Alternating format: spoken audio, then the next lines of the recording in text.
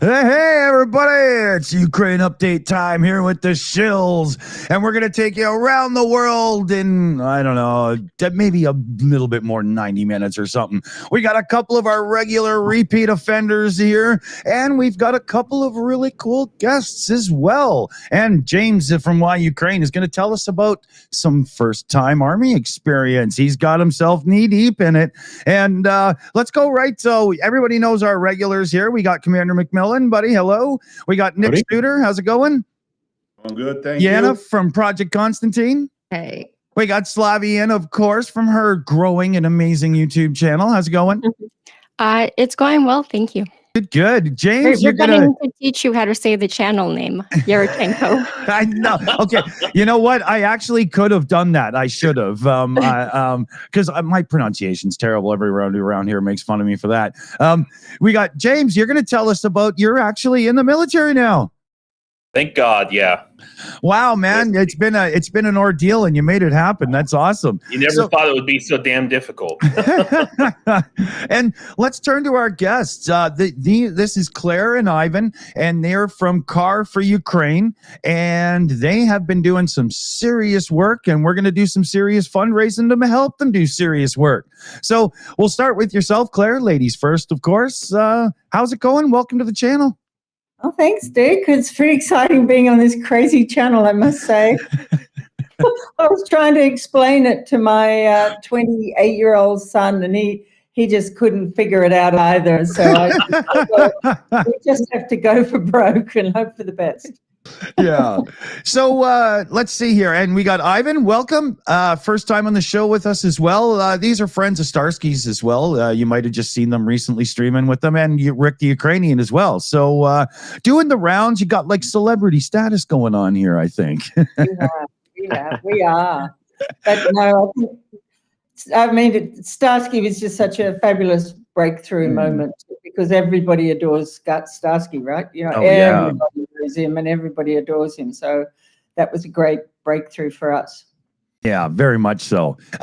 Let's get everybody started here. Hashtag boom boom fun. You know, our regular trip around here. That's going right to Claire and Ivan's Car4ukraine. Car4ukraine. I keep putting the S on it, trying not to, but that's where we're sending cash today. So let's get the ball rolling here, fellow babies, and see what we can't do.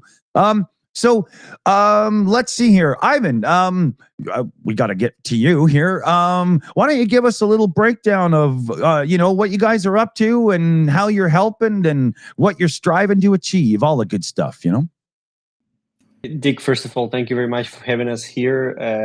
First time we're here, and I come to this crazy energy with, nice, cute flowers in the background. I'm like, that's a wrong background for this atmosphere. But I feel that's a good thing, the diversity. Yes. We're all different, and we all bring something to it. We started a project when the war started, when the full-scale war started. The main thing that the soldiers needed on the front line was cars. The needs are, shifting. They need drones. Now we need more people, but we always need cars. That's why we've been very consistent. We've been trying to focus on pickup trucks, as good as possible, Toyota Hilux, L200s, trying to focus on those cars, and now just trying to help entire the front line, focusing on different needs. And we're going to hit the mark of 500 vehicles this Monday, actually, in Lviv. Wow. We're going to have a Let's Celebrate event already this Monday. And but the need is not going anywhere, and we don't really have a target of 500 or 600. We have a target of staying there until the victory. Just get rolling, get rolling, get rolling. Right now we've got on our website, if you go to the campaigns, we've got several different campaigns going on all the time. But one of the coolest, I think, for this atmosphere would be the rocket launchers campaign. That's where if you scroll, they're on the right side. There was somewhere. So this is Cars4ukraine.com. Yes, Car4ukraine. Car. Car. Actually, if you go and Google Cars4Ukraine, the Google will say, "Did you mean car?" Ah, cool. Okay. Wait, Dick. So you're saying Ukraine only deserves one car? Is that what you're saying, Dick? Really, really? Terrible, terrible. But it's the biggest car. Yeah, so yeah, A giant car. That was funny. we got in touch with the like really powerful guys in Zaporizhia who managed to take old inefficient Soviet Grad systems and turn them into really precise machines, and all they need is cars.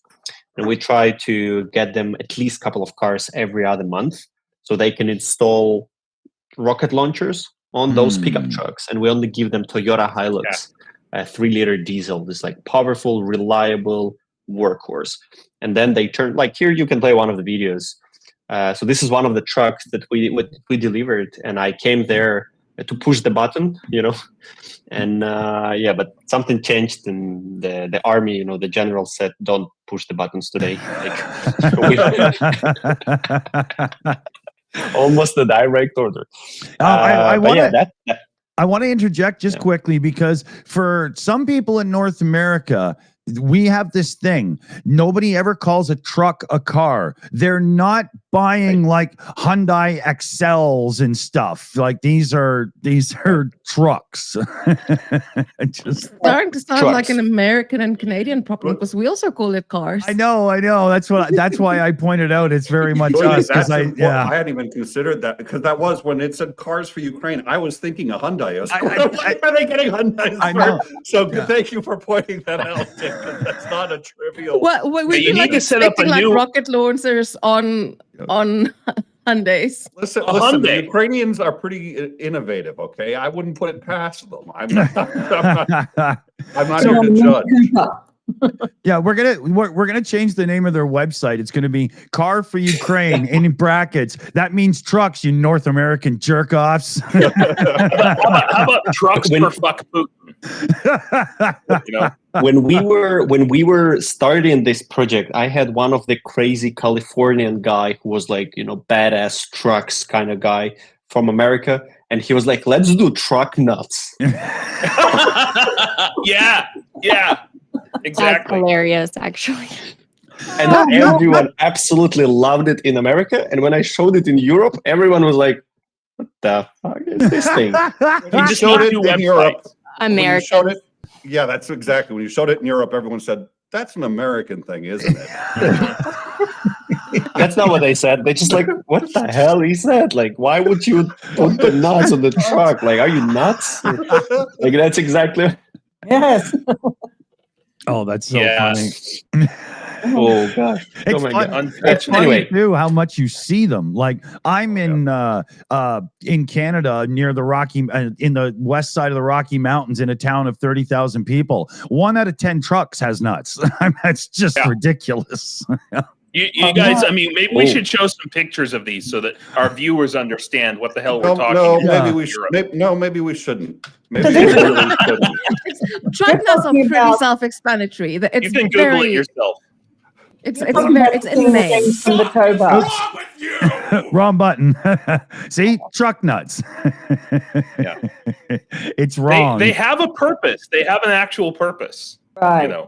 What's Right. Make you look like an idiot? What is it? What Like, is the really? idiot? Well, okay. What is the purpose? So it's to know when you have, first of all, when you have ground clearance, so that you don't scrape your axle on your truck. Now, Sorry, it I doesn't thought you were going have to say to. scrape your ass. Yeah, is that Yeah, what the well, kids that are too. calling it now? My axle? My axle. Yeah, it doesn't have to be a pair of nuts, but somebody just thought that was a good idea. I mean, it could be any sort of large object, and they were made typically of rubber, because if you bang that into something, it's not. I actually had a friend who had. I had a friend who had a dildo hang off the back of his truck. Why wouldn't not? you? Why wouldn't you? Right? Nick, Yeah. It's been a great show. Thank you so much. I didn't realize the time. I got to get going. I will say, I think they serve a secondary purpose, which is to sort of highlight for everybody on the road who is a beta male trying to pose as an alpha male. I think that's the other one. Yeah. Beta Well, moron. Yeah. Okay. Yeah. you know about the inverse law. Yeah. Then the height of the truck and the size of the penis. In Yeah. Australia, it means you want to race from the lights. So if you've got one of those hanging from the tow bar, that means you want to race. Oh, really? Interesting. Yeah. Interesting. I'm just curious when it was no longer required to have a Confederate flag if you had. Didn't it used to be codified into law? It's only south of the Mason-Dixon line. Yeah. Oh, okay. It's a Yeah. We have regional one of the thing. I'm rugby sorry. teams here in South Africa who do it that way. The Blue Bulls. And their fans have blue truck nuts, basically. Yeah. Oh, And blue it's- one. Yeah, it adds a whole different meaning to the word Blue Bulls. Yeah.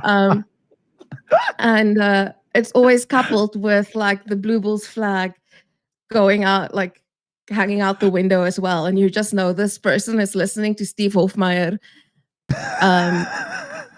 while, yelling at everyone. Yeah. This is something never ever said by somebody that has truck nuts. These Birkenstocks are really comfortable.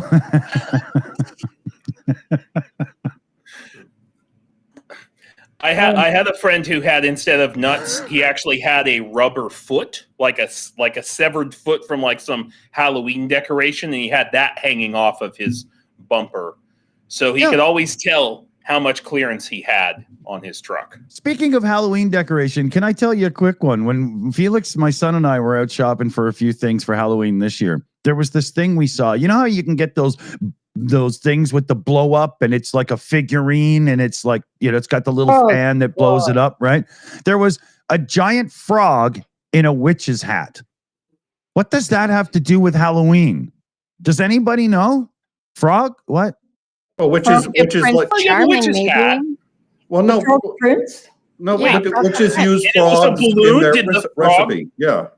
Yeah, it's like Okay. the frog is an ingredient. Yeah. Oh, so There you he's go. so he's happy. He's just Right sitting out there of on your right front lawn under the being whole happy. grail. He's about to get boiled. Yeah. Or he's getting away from the witch, maybe. Yeah, I just thought it was It's nature, weird. that's why he's wearing her hat. She turned me into turn a newt. Don't witches turn their hats into a cauldron and then put a bunch of frogs, poison in there? I didn't different know they herbs? turned the hats into a cauldron. That is a new one. Yeah, no, they just have cauldrons and they have hats. And these I don't these know, things- man. Sounds like these Yeah. Ukrainian witches are, but more advanced. They have to be Maybe a I'm real mixing it up desperate with a magician because they There you pull it go. out of their hat. What the hell happened today? It happens. Sorry. You brought up Car4ukraine. Halloween, Dick. That's what happened. Oh, come on. It's not like we weren't off the rails before that. Yeah. Blackfishy So let's- says Slavie's right. So witches do take their hats and turn it into So cauldrons. Ivan, tell us more about your trucks. Yes. Sorry. It was interesting to hear about this You. things. Yeah. Yeah. So essentially, the thing we try to achieve is to get maximum value out of any car that we send to the front line, and turning normal farmers' cars somewhere from Yorkshire into a rocket launcher sounds like a pretty good deal. And we leverage the experience and the engineering skills of people in the center of Ukraine. And that's actually the area where the Cossacks are from. It's the same, we were on that island where the Cossacks began, basically the core of Ukraine, the heart of Ukraine. Hortensia. What's that? Yeah. Hortensia, that's the island where the Cossacks were building their, not a castle, but sort of fortifications Right. to fight the enemy. And basically now we have modern Cossacks there that turn pickup trucks into rocket launchers, and that's one of the badass project that we've got. I think that's an appropriate thing to mention on this channel. Yeah. I agree there. 'Cause if you go to some countries, I don't know, more that less aggressive, let's say, they like to hear about something. Oh, it's not aggressive. It helps. It saves. Yeah. No, this one they're pushing forward. Our fundraising is called the Boom Boom Fund, so you chose wisely. We like that. History of adapting pickup trucks and the like into combat vehicles. I mean, it goes back to the Chadian Civil War, the war in Sudan. When we landed in Somalia, there were what we call technicals, which are converted pickup trucks everywhere. And it was fascinating to see the wide variety of armament they put on the back of these things. Yep. Yeah.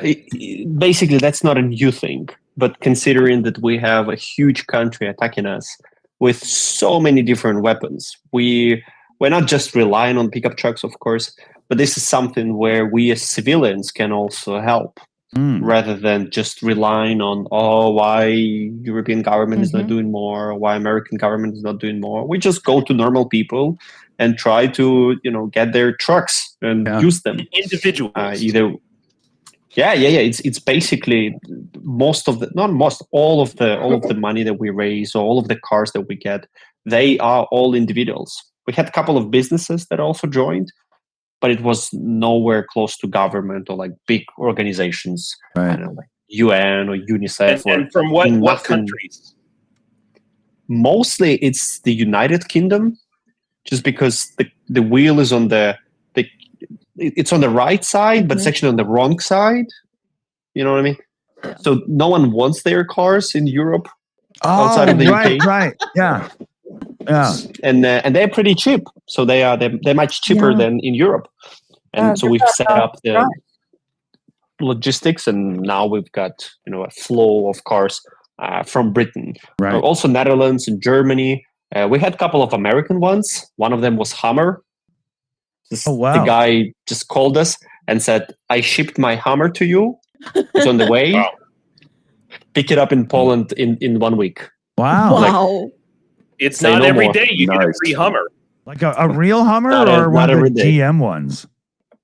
Not the Humvee, but the Hummer, like the Hummer H2 or H3, something. Yeah, the big square. Like discontinued ones. Yeah. Yeah, they're not produced anymore. But that's a pretty interesting car. It's not an everyday thing. But that was why he sent that to you, because they're hell to drive. Civilian life. I actually had a Hummer myself for about a year in California. It was awful. Just driving it around, drive 50 miles and it's 50 gallons of gas. They all the drink switch gas like they're a heavy armored tank or something. Seriously, parking the damn thing. Oh, Jesus Christ. And all the switch gear, like the gear lever and all that stuff, is just flimsy, awful garbage. but my stereo was awesome. Yeah, that was the real. I think there's a new truck on the road that everybody hates much more than a Hummer. And Yes. It's a cyber one. Well, the Hummer name is out again, right? They've got an electric Hummer truck now, and people hate the Cybertruck more than the Hummer. So well done, Elon. There is another one that we've got. It's the Jeep Wrangler. Oh yeah. But it's the fully armored one. Mm-hmm. Oh. It's now in Florida, and it's donated by a Russian who is a pretty famous celebrity in Russia. Wow. Really? And Can you tell he left us? the country. Daniel. Let's just call him Daniel. Yeah, I don't think he wants to publicize himself. Okay. Let's call him Daniel. Yeah. Very, Schwarzenegger. very Russian Yeah, name, Daniel. Yeah. His Russian name is different, but he calls himself Daniel. Yeah. But that's crazy. Like, he sent us also like photos of this car, and I've got a colleague of mine who, like, when we get a donation of a car, I just send him. Yeah. Should we wait for Dick? Tell the No, story. we can No, continue. this happens No, all the time. the show. Believe me, the show does not require Dick to continue in any way I whatsoever. know he just had to go roll another joint, so don't worry. Yeah. Gotcha. Well, good. Glad he's in Canada to do that. Yeah, so I send the photos of the cars that we get as a donation to my colleague, and when it's a Toyota Hilux or L200, he's like, okay, yeah, cool. Let's set up the logistics and everything. Sometimes I send him photos, and he's like, wow, cool, amazing, like with that Hummer. But when I sent him a photo of this armored Jeep Wrangler, he called me right away. He's just like, okay, I'm probably gonna go fight myself. So you can drive. That's in that hilarious thing. that you've got like a Russian, like kind of like oligarch funding your efforts.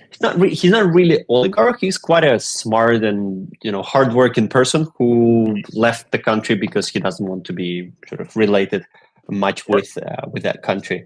But yeah, it's a little. This story has been going for a while. We haven't published anything about it because the car hasn't made it to Ukraine. It will eventually, but it takes, because it's armored, it's actually not perceived by American government as a normal civilian car. It is perceived as army vehicle.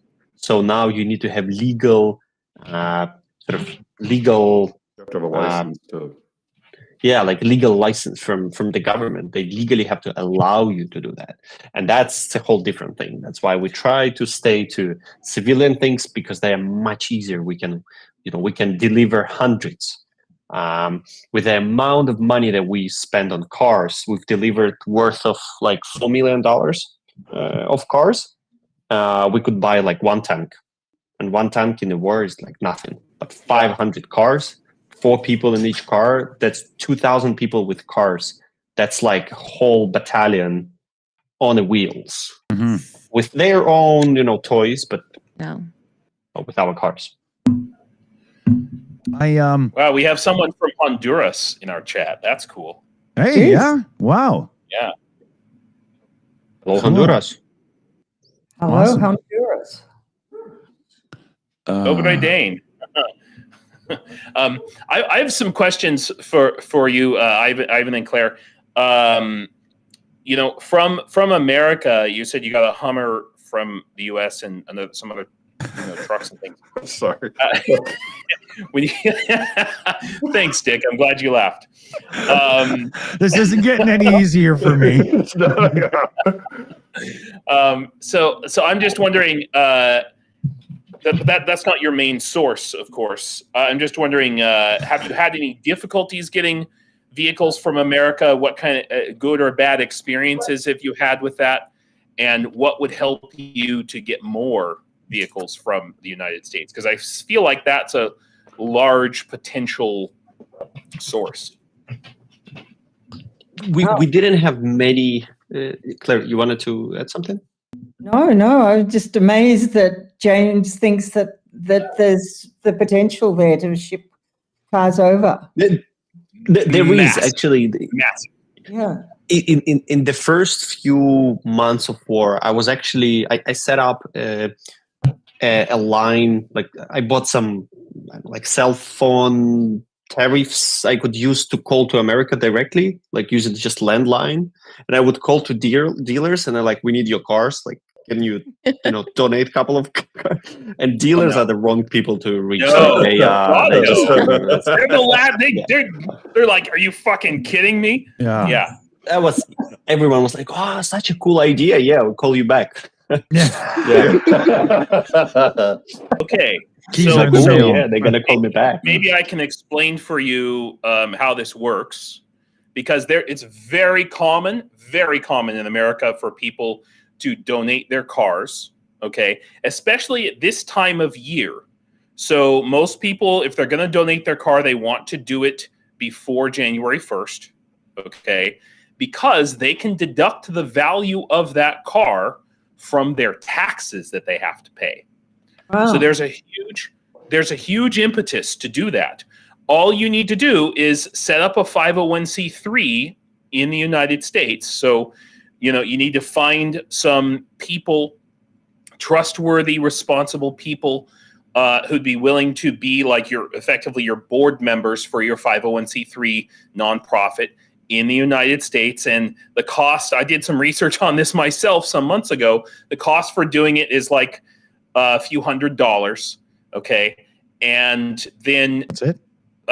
You need someone, you probably should have someone in the United States to kind of manage the, cars being donated from all over the place. There's always going to be the cost of shipping those cars across the United States. That can cost maybe $1,000. And then shipping the cars on, in shipping containers, that costs about $1,000 to $1,500 to Europe. So there is some cost involved, but there's just so many cars in America. There's like more cars than people. And I'd like to just what you need to do is go on your VPN, right, and just do a Google search for car auctions in the U.S. So U.S. car auctions, and you'll see how many. And also in America, you guys have OLX here in Ukraine. Okay, well, OLX was based on, there's a thing called Craigslist. So get on your VPN and go to Craigslist and go and look at how many cars people are selling or just giving away. And trucks, I'm saying cars, but I mean to say trucks. And half of those people, if they're selling a truck for less than $3,000, they'll say, if somebody will just come and take it, they'll just give them away, and there are a lot of charities in America that's all they do. Is you might even actually be even better off to partner with a charity who that's all they do is take donated cars, and they're like an intermediate charity, right? So they take donated cars and then they give those donated cars to other charities, or they give the money from those donated cars to other charities. So, that might be a place to start. What do those charities do with those cars if they get them? If they receive them as a donation? So a lot of the charities, they sell the car for money, and then they donate that money to another worthy cause, basically. But in some cases, you could probably call them up and say, "Hey, no, we don't sell them. We want those. We want those cars," especially trucks. There's so many goddamn trucks in America that used trucks can actually be really hard to sell because, well, okay, I may be out of date because the market is always changing. But so that's a big thing. Now, there's one other thing that I want to mention while I have the microphone here, and that is fleet vehicles. You mentioned calling up dealerships. What you need to do is call up big corporations that have large fleets. Don't call Hertz. They're just getting rid of electric cars nobody wants. Exactly. And especially at the end of every year, at the end of every tax season, they are just writing off hundreds and hundreds of vehicles. And to be honest with you, I wouldn't turn down a freaking Hyundai because you have to figure you're going to have cost in shipping. You might do well to take any car you can get, truck or otherwise, and then the Hyundais or the freaking Priuses or whatever, sell those back in the United States or even in Ukraine to cover the cost of shipping for all the cars or for all the trucks, if that makes sense. And by the way, having done this before, let me just say one quick thing. Do not confuse Craigslist with Tinder. That's a mistake that was only once. It's true. You make that mistake only once, and I'll just let you know so that. Yeah. Or Grinder is even worse because that one was the second mistake I made. That was just. How can you confuse Craigslist with Tinder? Craigslist used to, before Tinder. Craigslist was Tinder. Oh. Okay. Yeah. That's where people would post their photo and said, for free or like the price below or. Yeah. Oh yeah. Tinder. I mean, yeah. Tinder pushed Craigslist out of business in the dating market. Let's say. Oh. Well, you learned something. Yeah. I have only heard horror stories about Craigslist. It's one of my favorite things to do is like read Craigslist Personal subreddits. ads. No, just the subreddits, people's stories from Craigslist. I'm just like, Yeah. this is the Yeah. content I want. That's- I want to hear that's about why- failure. You want to go, Ivan, when you go on Craigslist with your VPN, you want to go to the cars and trucks section, not the cars and fucks section. Those are different. That's the one that was mentioned before, right? Yeah. The one that was people were Yeah, yeah. confused.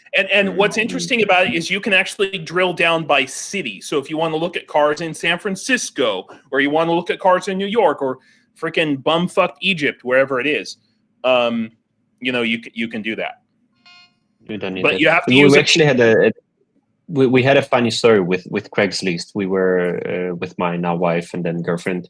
We were in the US. We had a car ourselves that we would drive entire summer, and then we were going to fly away from New York. Before that, we lived in Sandusky. Maybe you know the Cedar Point roller coaster.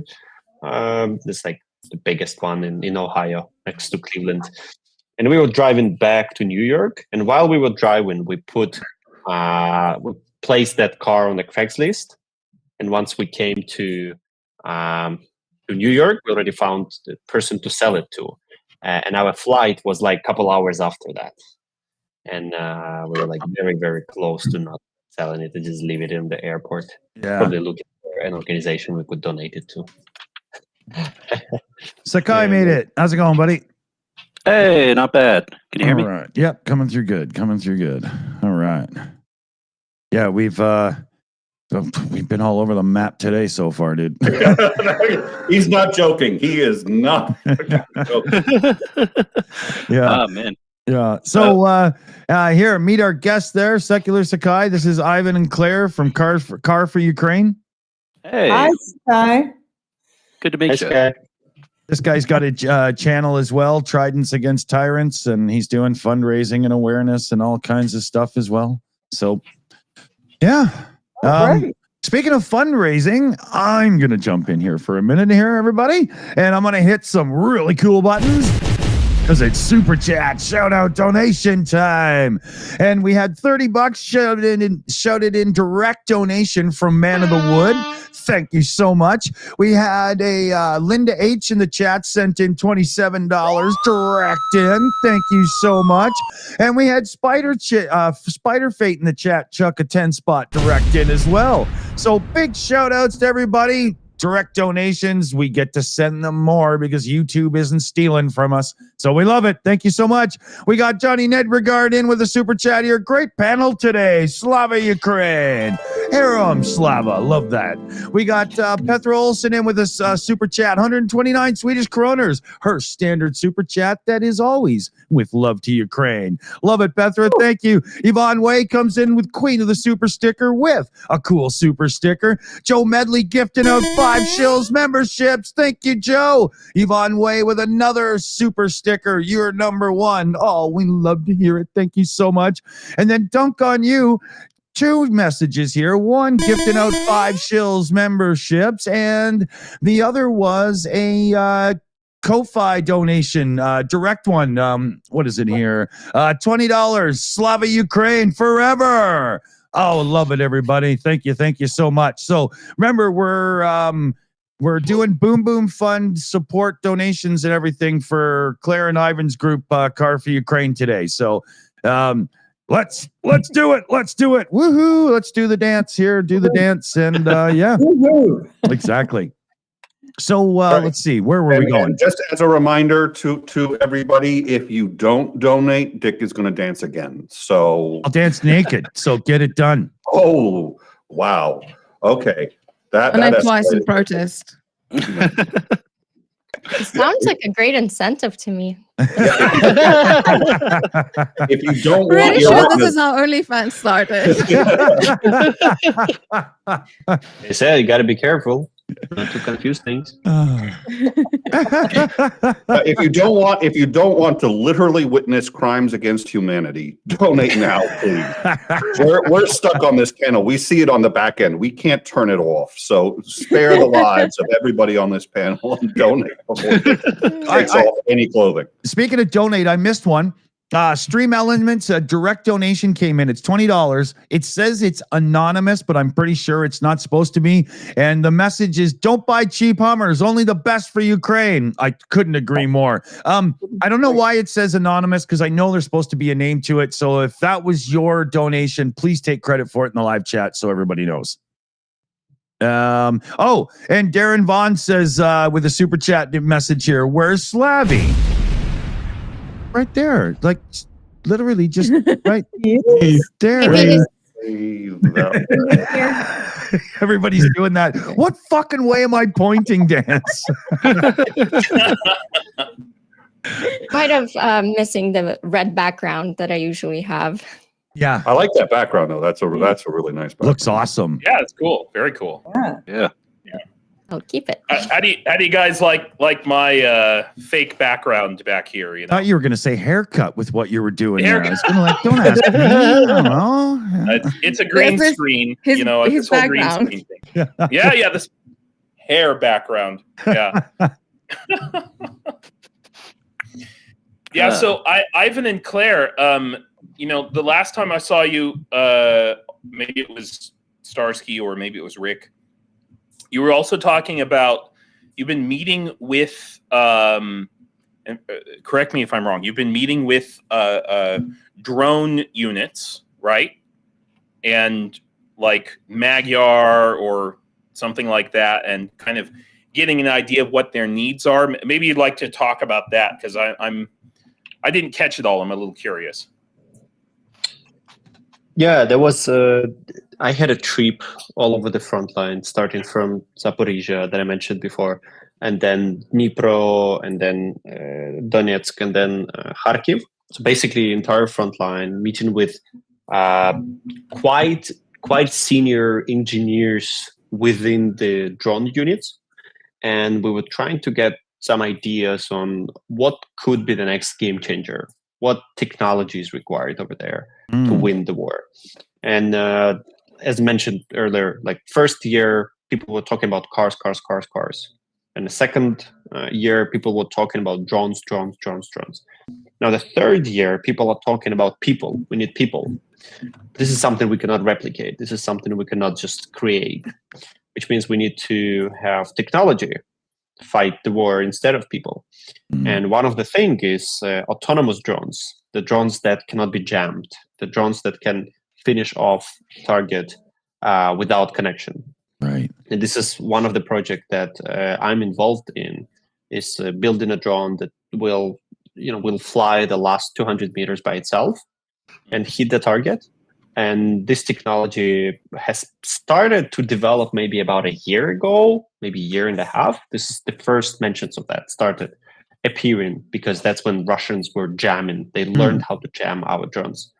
But now there are quite a few groups who have managed to sort of master that thing. But what's going to be next?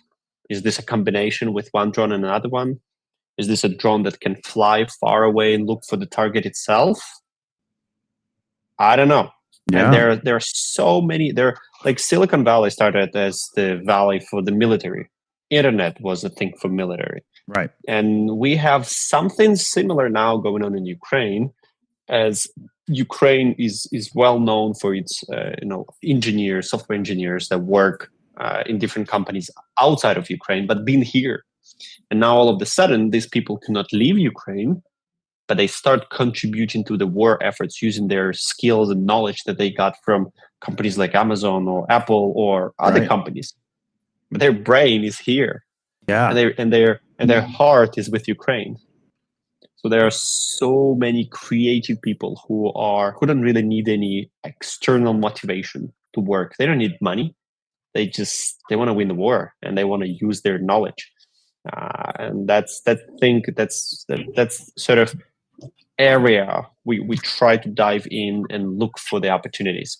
And I think next week, within from 18 to 24, we're also gonna participate in one of the conferences specifically about the drones and the latest technology. So that's the next thing. It's not that public as the cars things, just because there are some concerns about that. But yeah, But getting back to cars, all those drone units, they need cars to get to the positions. Yeah. And cars is like a necessity, is like, I don't know, socks or whatever, brushing your teeth. That's a necessity. So yeah, we keep up with that, but we also look towards technology. We look towards not only leveraging each car, trying to get the maximum out of it, but also, where else can we develop and also use our network, because there are over 1,000 people who regularly donate to Car4Ukraine from time to time, maybe once in a while, once in a month, once in 2 months. Right. And then they ask and they're interested. I asked the question, does anyone want to get involved in the drone project? And we found an investor who just gave money. He's like, go develop it. Fine. So yeah, we'll see. We'll see how it goes.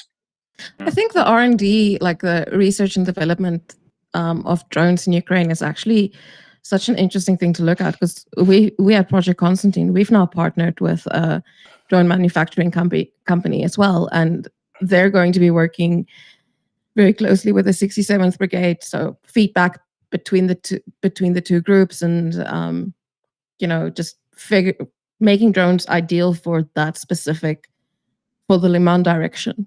And I think that's really an interesting thing to see, kind of this real life research and development thing that you're watching take place, and the implications of it. Yeah. Amazing and important. Yeah. I mean, most of the guys that we have in the 67th, they've got their own, they have the drone pilots, but they also have a drone lab. And, where they play around with software, and most of those people have like very fancy degrees. And I remember Helena was talking to one of them, and I was like, what is he saying here? Because I'm not really understanding. She's like, oh, I just nodded. I understood absolutely nothing he was saying. He was discussing technical stuff. I understood absolutely nothing. I was hoping you would understand. People do that to me too, actually. So, yeah. I'm sorry, what was that, Vic? Yeah, sometimes I'll be doing like with Nick production talk, and I'll go into audio engineering because that's what I schooled in and whatnot, and I quickly realized that what I think is just regular conversation just isn't for other people. Yeah, for sure. I'm sorry, what was that, Vic? I'm curious, Oh, Janine, you mentioned that. I don't understand. It's that when Dick talks, in general, my ears just go. He has little turtle shells that just flip over his ears and cover them. Janine, you mentioned about the 67th kind of having their own Jana, company. not Janine, but Jana. Right. I knew that. No, I was just reading. I was literally reading Janine's message in the chat as I said. Anyway, the point is, it's fine. Yeah. You're only making it worse. Keep going. Yeah. So the point is that you were talking about the 67th having kind of like its own company, right? Well, it's got its own drone lab. Right. And we have now put them in touch with a very small kind of volunteer-based drone manufacturer. So we've provided the money, or we're going to buy 10 drones at a time. And then they're going to get tested and used in the field, and feedback's going to come. So the goal is to have to buy 100 drones. But, obviously you can't just buy 100 drones once off. We don't have the money for that. And also it's kind of better if you have the 10 drones at a time, to have the proper feedback. Yeah. So I want to call somebody out in the chat here. We don't usually do this around here, but General Armageddon, you are one sorry ass motherfucking son of a bitch. What the fuck wrong with you? What did he do? Just seriously, dude, go upstairs right now and tell mommy and daddy they did a terrible job, because you are an asshole. I'm I'm also curious why. I don't Yeah, usually do I'm that. looking I at- must have You it. gotta I'm you looking gotta at save it for background. save it for the green room. Save the green room. Yeah. Nice. I don't bother Nice. usually. I don't usually give the idiot the time of day, but every now and then you just got to give him a little slap because obviously the father never did. Across the invisible line. Was there a rude comment? Yeah, there was. It was directed to a friend of the channel, Viper, in the chat, and it was it's just horrific. Stick it up your butt. Yeah. Let me do a couple of shout outs here. We've got Kobe Jack in the chat there, gifting out a $70 direct donation. He says $50 for the Boom Boom Fund and $20 for the beer fund. Oh, I love that kind of action. Thank you very much there, Mr. Kobe Jack. And I got Michelle Marr there. Please, Dick, no dancing. I think I agree with you on that one. We got Darren Vaughn here. Microsoft tone for Nick, please. Which one do you want? Should we do or Bob Usla in the chat there? Forever Pete. Yes, Forever Pete Fouché. Absolutely. That's a great one. I got a couple of direct tips in as well. We got Alan, for $6.66 for the Boom Boom Fund. And we got Heather W for $6.66. Oh, yeah. Okay, here in my Greg's car. not here for that. What? Yeah. But that's, Heather tipped Gary Newman. Cars. Here in my car. If I sing it, I bet we'll get copyright claims, so I better not. But great shout, Heather. I like Gary Newman. He's pretty cool. Yeah. He's like a bit of an Asperger's autism kind of guy, too. So. Right. For sure. So, Ivan and Claire, I have more questions for you. Oh, go for it, James. I'm very curious about everything you guys are doing. Ivan, I think it was you, maybe it was Claire, mentioned in one of your conversations about how in meeting with these drone units, they were talking. Maybe I heard incorrectly. They were talking about pushing the drone operator further and further away from the battlefield. Mm-hmm. Did I hear that right? Like getting the drone operator as far away from the zero line as possible. That's I would say a long maybe term. I hallucinated that.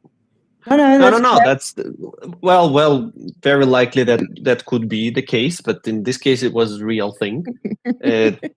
That's like a strategic mission that with this drone project that we want to have, and that's to keep as many people alive as possible, which means put the technology first and just go as far as possible, and you can achieve it through technology. You can achieve it through rebroadcasters, the things that you can get the drone as far as possible and keep the guys safer. You could also use I don't know if you know that what is that thing called, the optic fiber internet Fiber thing? optics, yeah. Fiber optics. The fiber optics. Fiber optics. So so the people just it seems like a stupid thing, but actually it works and it's hard to beat it. The people attach that thing to a drone and just fly, and they use digital camera. And normally the guys over there, they use analog, or what is that called? What is the other one? Analog signaling. Yeah, because it's sort of easier to send a signal. But with those cables, they use digital. The picture doesn't disappear, and they just fly. They fly with just they have 3 kilometers or like 10 kilometers of that cable, and they fly with the freaking cable. And they can't be jammed.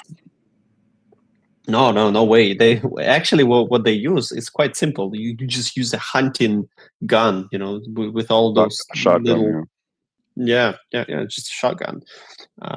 So the war is evolving, but you need to have a goal, for the next I don't know, a couple of years, 10 years, is what were you trying to achieve? And I guess for us, for Ukrainians, the main thing will be, how do we get people out of the fight and still fight?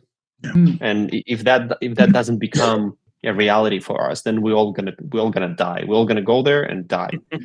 So it's a think about and nobody wants that famous phrase, existential threat. Yeah, it's the existential thing for us, I guess. Yeah. I suspect that the fiber optic utility will only be for a fairly short period, because one of the things that occurred during the 73 war between the Arabs and Israelis is the Israelis would be fired at by fiber optic cable anti-tank missiles, and they'd be able to backtrack where the launcher was by looking down the line where the fiber optic cable was. Tow missiles.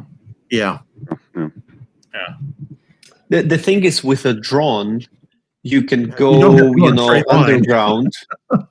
you can actually start it from anywhere. You can leave that place where it is, and then start it from a different place. You can hide it, but I'm sure there will be some disadvantages of that thing. Just because it's a cable, it could be burned, it could be destroyed. Maybe it's not that speed as it could be. Maybe it's not that maneuverable.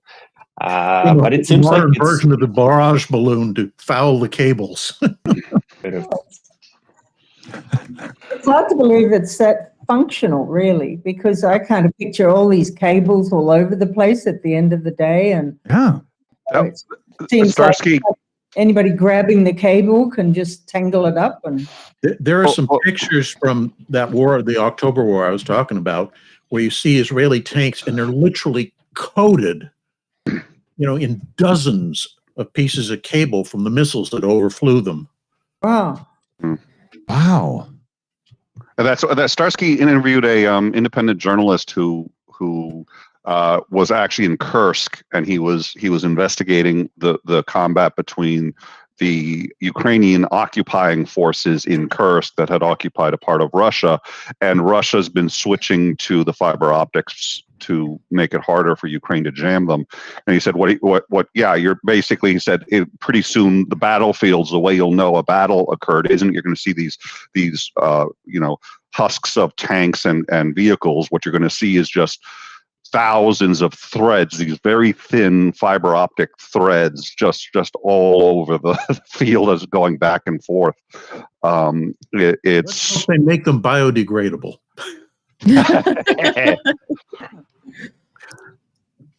Well, they do come with their own problems. One problem when you're dealing with fiber optics, and I've dealt with thousands of fiber optic connections. One problem is trees. In fact, at my home here, I have fiber optic coming into my home, and a windstorm blew a tree around and took out my internet for a freaking week. So you can imagine that if you're flying in a straight line with a drone, just like a tow missile goes in a straight line, if you're flying in a straight line, it's okay. But if you have to change direction and you're going this way and that way, then there are limitations to what a fiber optic drone can do effectively. If you're just going straight to the target and you know where you're going, that's great. James, what's the material in fiber optics? Is it glass? It's a glass, but coated, specially coated. So it's flexible, but not, you can bend it so far, essentially. Yeah. I was going to mention it's not like having like copper cable. Like there's limitations to bend and stuff, right? Like Liam Wakefield was bringing that up too. Yeah, but I assume the operators are reasonably aware of that. It's not a permanent cable like your internet, right? So Right. you could still presumably navigate it through, because once you deploy it, presumably you want to detonate the thing within just a few minutes. It's not going to be hovering around forever. And again, especially since the line can be traced back. So I assume, unless you're making hard right angles that you could. The logical. And Johnny, like Johnny said in the chat, the cable spool is on the drone. So you're less likely to have that problem. But still, I suppose I'm going to find out soon enough. You are. I think the logical way to eventually see this going is that you'll use fiber optics from your initial launch point out to a certain point, and then have like a javelin missile, an AI homing that once you lock onto the target, you can send the drone home, and the projectile flies out on its own. So it never gets to a point where you have to worry about the cable fouling or anything. Right. But we're a couple years away from that, I would guess. We have some experts in the chat here. Kamo said G6575 have a bend radius less than 10 millimeters. Cool. Good to know. Yeah. But yeah, it's different fibers are different. So small. Yeah, my understanding is that right now that those fiber optic ones are the hardest problem for the Ukrainians to overcome because they cannot jam them, and they have a range of, if I recall, 6 to 10 kilometers, which is awfully long for dragging a fiber optic cable. But the cable is so thin, you can't see it. You can still hear the drones, so you know before they're there. But the problem is none of the jammers work, so you have to shoot them down. That's the jammers that they carry with them. The I forget what they're called, but they're like, you just pin them right to you, and you actually have a zone of safety, relative safety. They change the frequency, so it's always a gamble. But the fiber optics just completely defeat that. It's pointless. Yeah. Which is So we're close to designing something that can just fire out and entrap a drone, like you firing out a net or something that surrounds it. There must be something in the works. I've seen something similar to that. Yeah. But the Russians will have it as well, of course. Yeah. My understanding is the shotgun is actually still really the easiest way to do it, because you just aim in the general direction of the drone and fire, and they're extremely vulnerable to damage. I mean, even the slightest damage will just boom. I think the other thing is like why it's kind of useful to retrieve the drones is kind of for the guys to analyze the technology and kind of what do you call it? Reverse engineer it so that they can understand how these drones work and how kind of to counter that. So yeah, I think it's a difficult thing, and drones are so necessary. I mean, extremely. I have what you just said right there, Nick, made me think of something.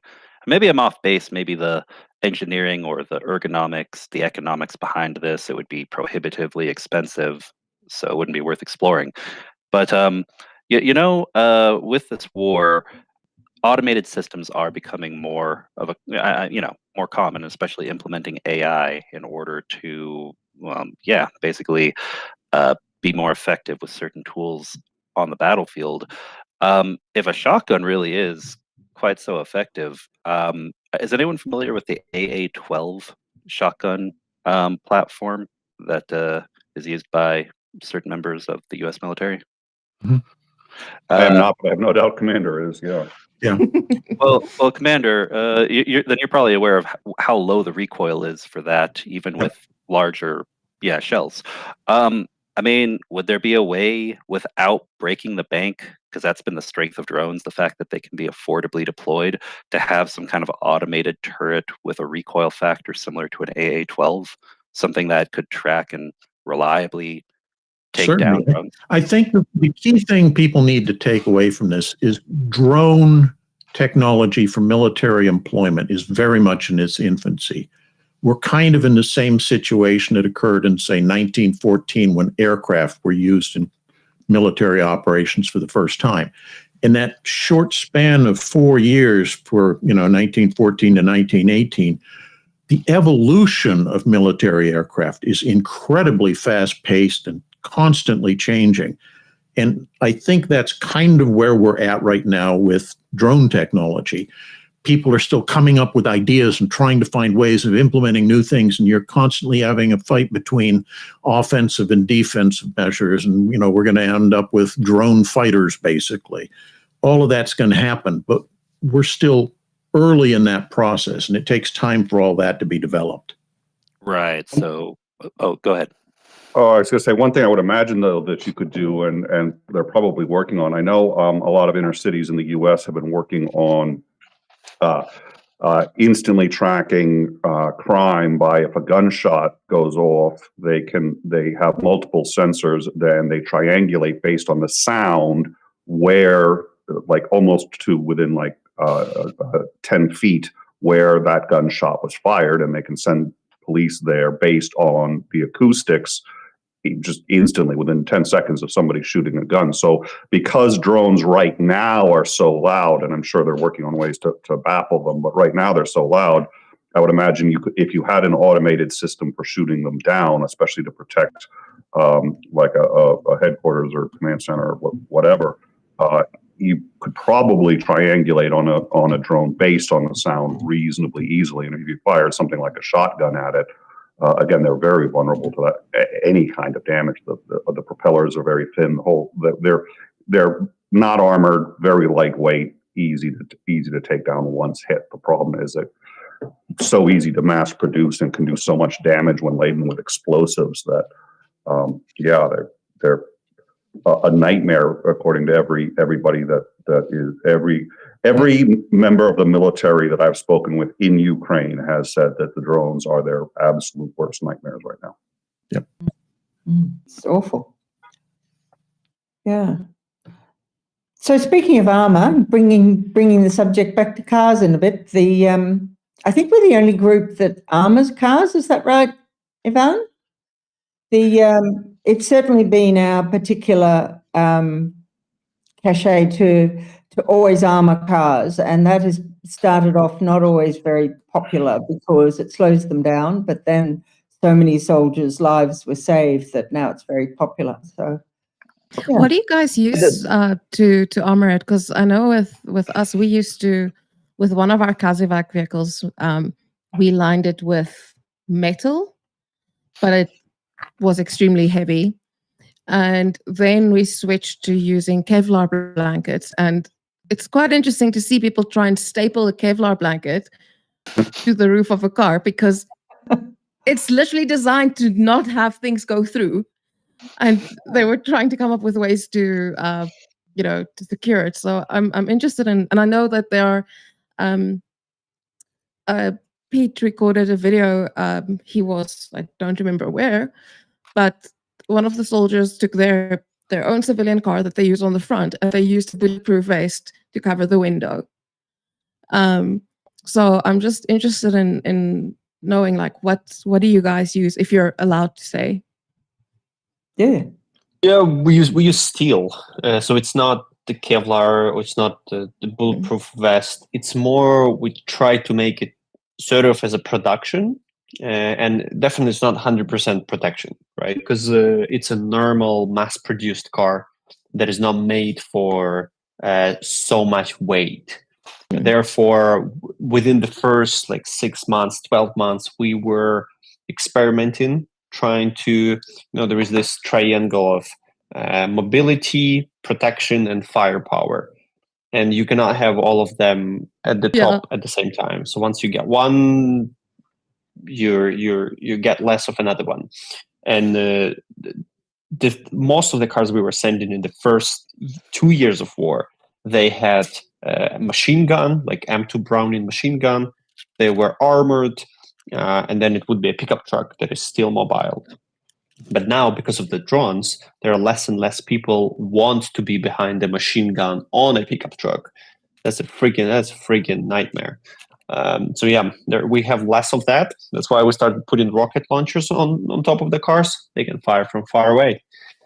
And but we still keep the armors. We still keep the armor in the cars. We put the essential parts. We put them around the cabin. So we put it on the doors. We take off the cards on the door, and install the armor there. Also put it next to your neck, next to your head, on the window, and then on the back, and then in front, radiator, the battery, and some other essential parts. And it all combined, you had about 200, 300 kilograms or like 500 pounds of weight to the car, which is still fine for that pickup truck. But it gives protection. You may see so many destroyed cars, but a lot of things, a lot of damage that it can get, that a person could get. Actually, it's the legs, it's the knees, it's the feet, because that's where you don't have armor. And when you have a shell next to you, then it's just gonna slide through the door, and the guys will not walk out from the car, even though they might be alive. That their legs will be just out. And that's the thing we solve with that armor. Is that like in Jackie Chan movie, the magic will beat the magic. So when you have the pieces of metal flying into you, even if you have jammers on top of your car, if you have a shell flying into you, it's not gonna help. You need the magic. Yeah, the same you've been attacked with. So that's the thing we've been focusing on. And even though some soldiers say, "Oh, we don't need it because it's gonna slow the cars down," we're like, you will need it. I hope you will not, but if something happens, you will need it. So we just it's a default thing on all pickup trucks that have more or less good chassis, like a chassis frame. We try to get it there, and that's it works. We had so many cases where the guys send us videos where they walked out of the cars and they just said, "Thanks, guys, we are alive." So let me ask two questions. First of all, how do you get the armor on? Is that something that once the cars are in Ukraine, you have someone in Ukraine do that? And then the second question is, how do you determine who gets the cars? Are you in communications? Are you talking to commanders in the Ukrainian military, or are you going at the sort of unit level and talking to people in the units and just giving them the cars, or how does that work? Yeah, the first question, we have all of the work that we do with the cars, it's within Ukraine. And that's actually, that seems a pretty important thing that Claire explained to me, having massive experience with NGOs. She said it's NGO 101, is try to keep money inside the country that needs support. So we have people who work like 24/7, cutting metal, fitting the metal for the doors, for the back window, for the front, and that's the only job one group has. Another group deals with with the rocket launchers. Another group deals with normal mechanical issues, etc. With regards to who will get a car, how we choose it, that's a difficult one, because every day we have like 5, 10, 15 requests per car. And even though our rate is about one car every other day, it's still quite a lot. We're getting close to 500,000 of cars, but still it's far from enough. Therefore, we communicate. We always ask people questions like, what exactly you need it for? Where are you fighting? If someone is saying, I will need this car in a month's time, I'm now on the rotation, just like, yeah, maybe that's not what we want. But if we see that, the guys out there, they don't really have anyone else to ask, they are in a piece of shit place, and they we totally know that they're legit. We see where they are, we know what they do. We want to help them. Also, if these people can, if they before generated some good media feedback to us, like these rocket launchers. This is not a first team we helped with rocket launchers, but this is the first one that actually gives us really good feedback. So we can show people what the hell it is in really good quality. So we're happy to help them again and again, because doing this thing is like a cycle. You raise money, you get a car, you send it there, they send you photos, you show it to people, so you can raise money, get the car, etc., etc., etc. If you have a gap somewhere, that's it. You're done. And that's the thing with the soldiers. If you give them, a pack of FPV drones, and they don't send you a video using those FPV drones and killing Russians and burning tanks, well, there's a high chance that I'm not going to receive drones. Yeah. Just because the group that is given, they're expecting it, especially if it's crowdfunded. That's basically the nature of that. It's not that we don't trust you, but it's like we need, there is a chain of because we need to show people. Yeah, we need to show people. Yeah, keep the interest up. Yeah. Yeah. That's the way. That's the way how that works. Yeah, makes sense. So so there's several ways we find cars also. So people from Britain might donate cars outright. That's quite common, or Europe, or occasionally America. But then there's also just people will pay for a car outright, and then somebody goes and buys a car, and that gets driven or sent over by truck. And then there's crowdfunding, which is what we're doing here. And all of these things you need to feed back to people to keep the interest up and to keep the awareness up. And it was really interesting when we were talking on Starsky's channel. One of the comments that came in was from an American who said, why does it take a charity to provide cars to Ukraine? That makes no sense at all. Why isn't it coming as... And obviously they were thinking it's part of the military package. And of course, these sort of cars that we're talking about are not part of the military package. They're not like those major armored vehicles, but these are cars that the soldiers are using as a lifeline. They use it to evacuate their wounded. They use it to bring in their stuff. They use it to get to the front. I mean, they're just like so vital, and yet they're not part of any military package. So that was really interesting to think that maybe some people were misconceiving that. Yeah. It really shows you how out of touch Americans are, unfortunately. An interesting thing is that out of these 500 vehicles, we didn't really raise funds for most of them. Maybe we raised funds for like 50. The rest were actually directly donated by someone, or we had a couple of people from Grenada, not from Bermuda Islands. They would fly to London, buy a car, and drive it to Ukraine. Or Claire, she's from Australia. She flew to London, bought a car, and drove it into Ukraine. So that's actually, for many people, it's a lot more tangible thing. They get a car, they drive it, they get attached to it. When they get to Lviv, they don't want to give it away. They're like, no, I'm attached to it. I'm going to bring it back to Australia, whatever. But then we're like, no, you don't. We keep it.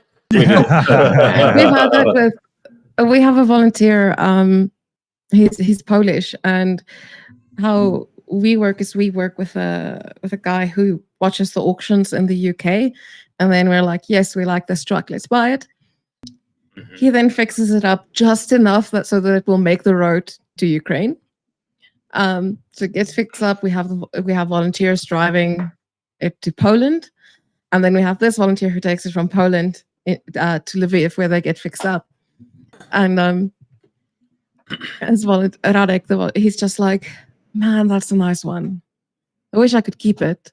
Can I buy it off of you? And I'm like, really? He's like, you're right. I don't have money for that.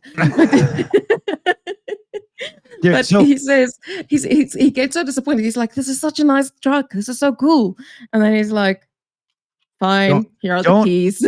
When you're looking for volunteers, then the first question should be, are you a fan of the Toyota Hilux pickup truck? Yes, sorry, we don't need you. The second question should be, do you use truck nuts? Because if the answer is yes, we don't need you. We don't need that. But there was recently a donation of a Porsche Cayenne, and I was very tempted to fly back and take that one home. And actually, no one from soldiers wanted it. Oh, really? Because that was not diesel. Yeah, there was a gasoline one. the petrol, whatever, gasoline, right. petrol, whatever you guys call it. So it's thirsty as fish. Oh yeah. And that's a freaking Porsche Cayenne at the war. You will need to service. You will need to pay quite a lot. Well, the But we first found people who like. the first yes, model sorry, go of ahead. Porsche Cayenne is pretty tough, but if it's got that air suspension, it has no business being on a battlefield anywhere. Let's just don't. Is Yeah, benzene I mean- diesel? No, Is benzene- benzene is what we call gasoline. or Gasoline, gas. We okay. call it Okay, yeah. gas. They call it benzene. What they call gas is what we call propane. Because it is a And gas. propane related accessories. Yeah. It's weird, guys. You called liquid gas. Have you ever thought about this? Yeah. No, 'cause we there was haven't, some guy and named please don't poke the bear. Please Yeah. don't just point out the obvious Yeah. lunacy that is. Yeah. No. But it's gasoline. We're just too lazy to say the whole damn word. So well. There was Well, even that literally language, some not guy the named American Gas. language. We make our own rules. Yeah, exactly. Yeah, we make it's our language. We don't have to follow the rules. Not your language. American is my language. Excuse me. I speak American American. isn't English. That is true. We've seen your spelling. That is not English. You're mispronouncing It's it. true. Nick. That It's is okay. American. Fair. American. Fair. Yeah. American. American. I speak Yeah. American. American. American. I had a question for you guys, Cars for Ukraine.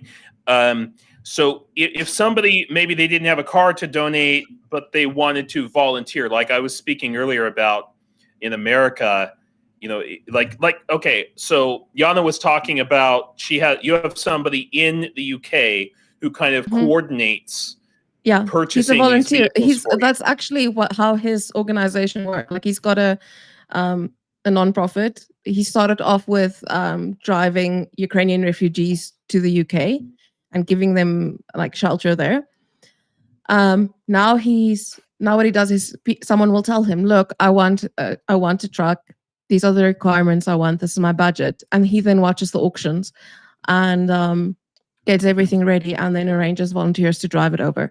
So through him, we actually bought, I think, 9 or 10 trucks that he took care of, like that. Yeah, and it's really useful because he has a background in, like, he used to have a car dealership, so he's really knowledgeable and knows where, what red flags to look for and everything. Yeah, that's very handy person then for sure.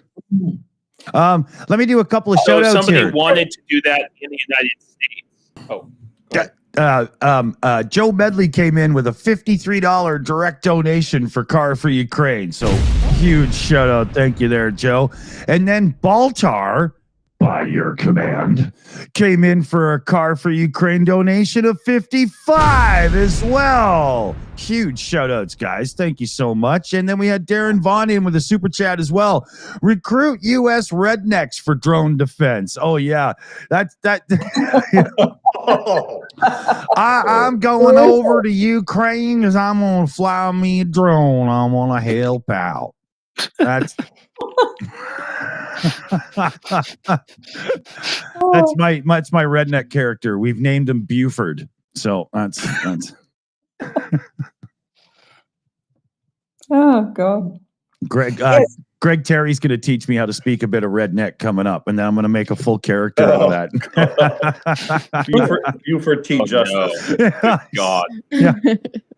So in answer to Jana's question about how do we get the cars, so there's a Ukrainian community in London, and they pretty much take care of sourcing cars. They buy cars every single day, and just all their free time is spent sourcing cars, driving out to the boondocks to pick up a car, make sure it's reliable, get it back to London, get it on a truck or find a driver, depends on what's available, but they're just doing that all the time.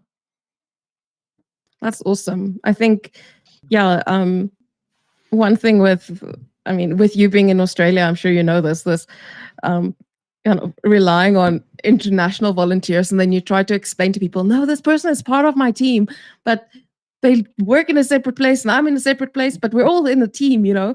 So it's really, I often kind of find it interesting to see how everyone understands remote work in a corporate situation. But the moment you discuss remote work in a NGO or volunteer base, people are like, how does that even work? Yeah, they should be on the grounds, suffering with the locals. Yeah. I don't think Ivan would cope with me being there.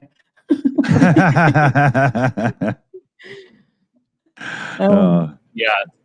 Unfortunately, a lot of the real serious work is suffering with freaking spreadsheets, you know, and accounting and crap like that. Oh, the glory. Yeah, exactly. I'd rather be boots on the ground, you know.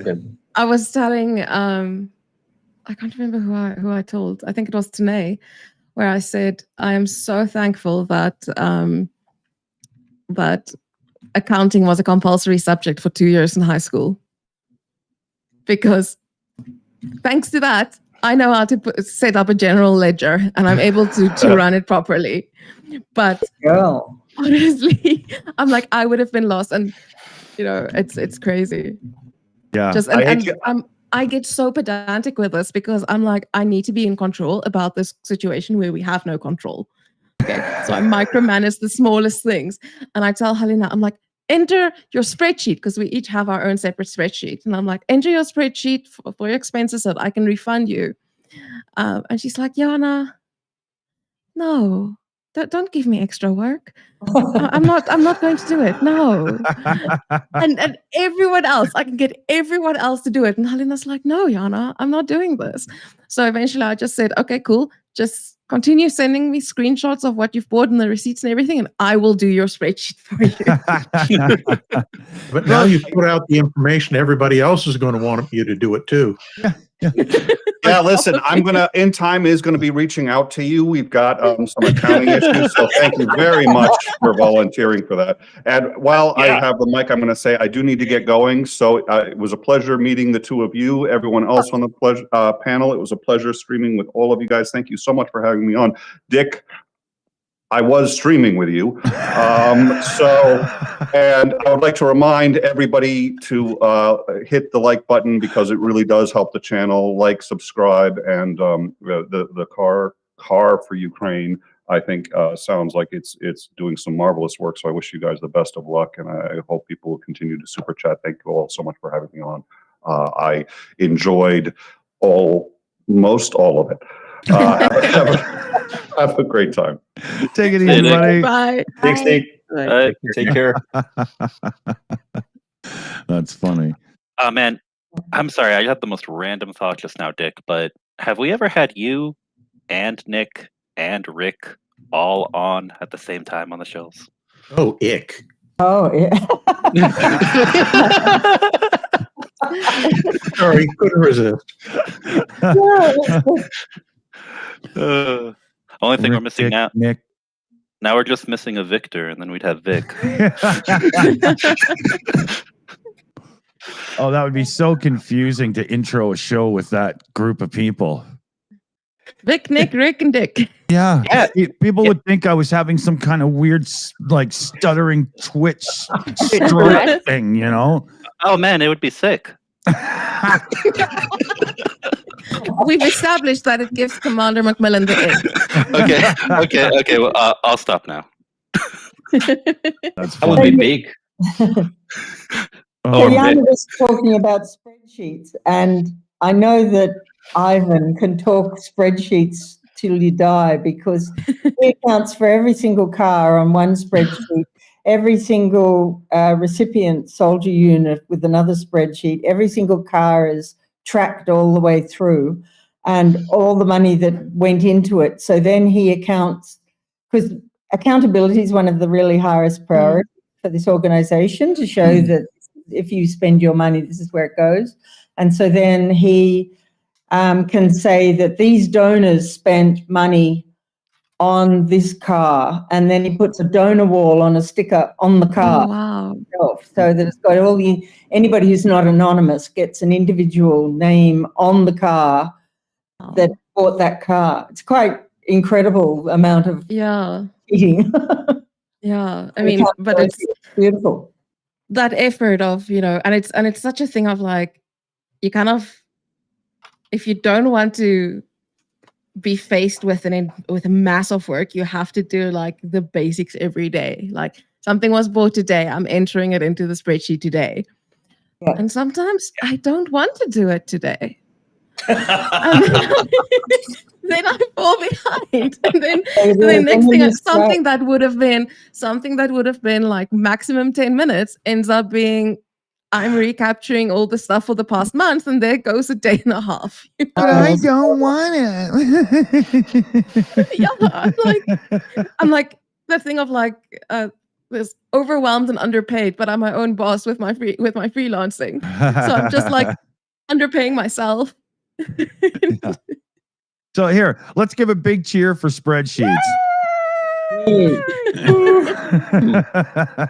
I'm sorry I brought up the topic.